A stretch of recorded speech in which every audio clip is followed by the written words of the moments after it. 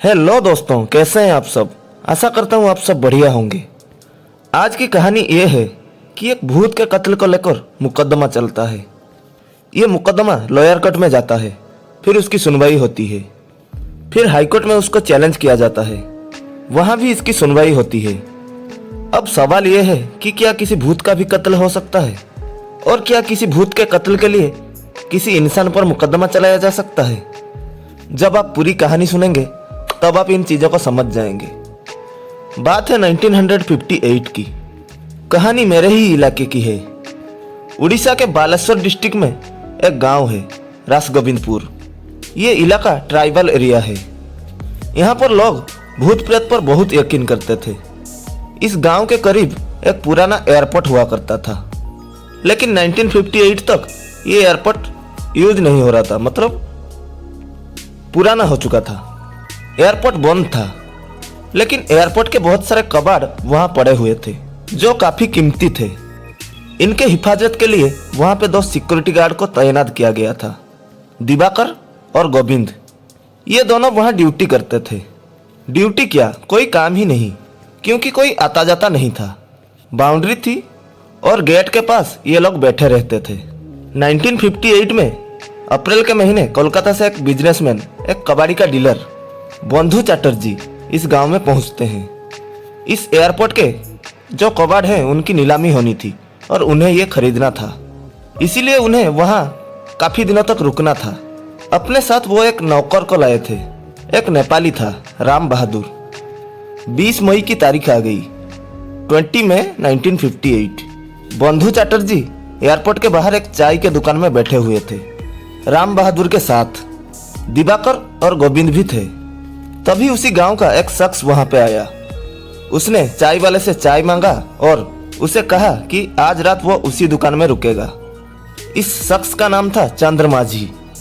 ये बात सुनकर राम बहादुर को बड़ा अजीब लगा। उसने पूछा, यहाँ क्यों रुकोगे, यहाँ ऐसा क्या है।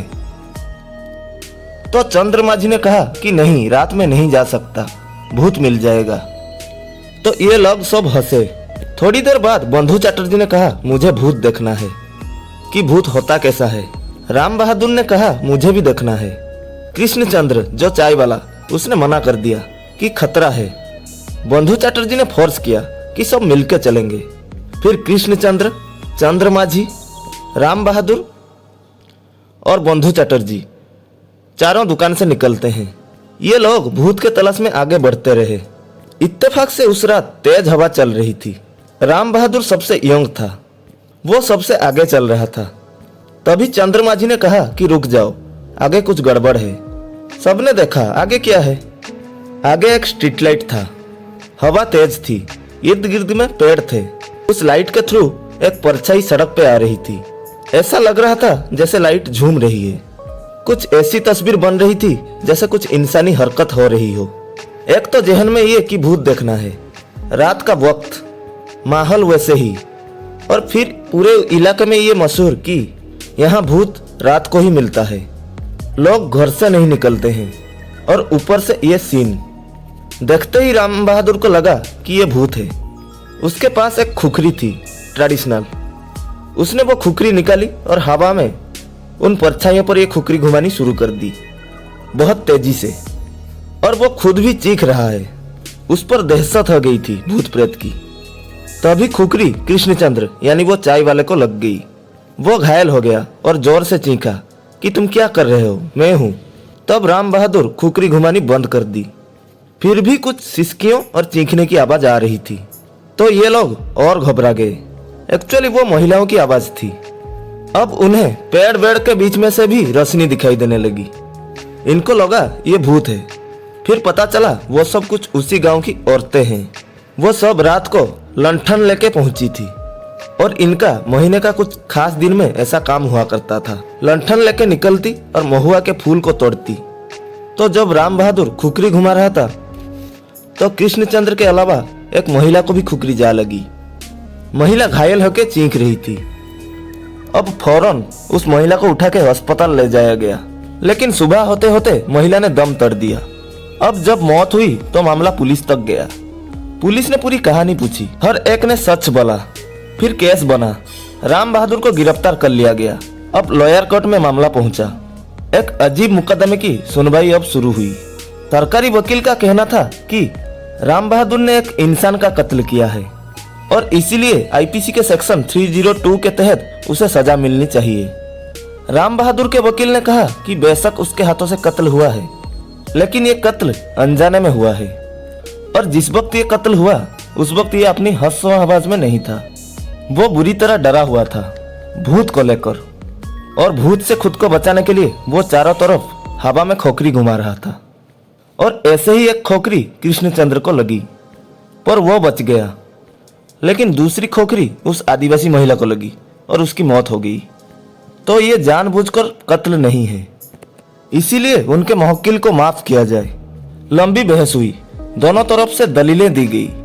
आखिर में लॉयर कोर्ट ने अपना फैसला सुनाया और ये दलील को मान लिया कि राम बहादुर के हाथ से कत्ल अनजाने में हुआ है। इसे कोई सजा नहीं मिलनी चाहिए, इसे सीधा सीधा रिहा कर दिया जाए, क्योंकि इसने कत्ल की नियत से कत्ल किया ही नहीं था। फिर उस आदिवासी महिला के घर वाले और पुलिस ने इस फैसले को हाईकोर्ट में चैलेंज किया। अब हाईकोर्ट में यह मामला आया कि भूत के नाम पर एक महिला का कत्ल हुआ। सबूत, गवाह, चश्मदीद सब कुछ पुलिस के पास है। राम बहादुर खुद भी एक्सेप्ट कर रहा है कि उसने कत्ल किया। वो खोखरी भी पुलिस के पास है, लेकिन फिर भी लॉयर कोर्ट ने छोड़ दिया। अब मामला 302 से शुरू होकर पहुंचा आईपीसी सेक्शन 79।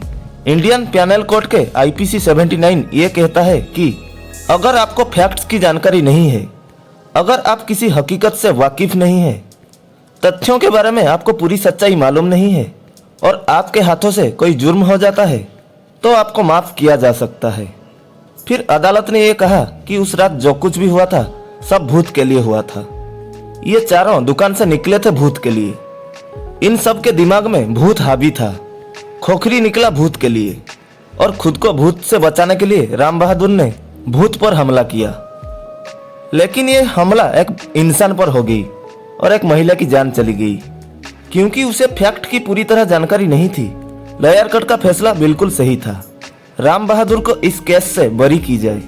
इसी तरह इस कत्ल को एक भूत का कत्ल का नाम दिया गया, क्योंकि वो भूत को मार रहा था, लेकिन मरा इंसान। देश के कुछ नामचीन केस में से ये था एक भूत का कत्ल। आशा करता हूँ आपको ये वीडियो इंफॉर्मेटिव लगी होगी। तो मिलते हैं अगले वीडियो में, तब तक के लिए खुश रहिए।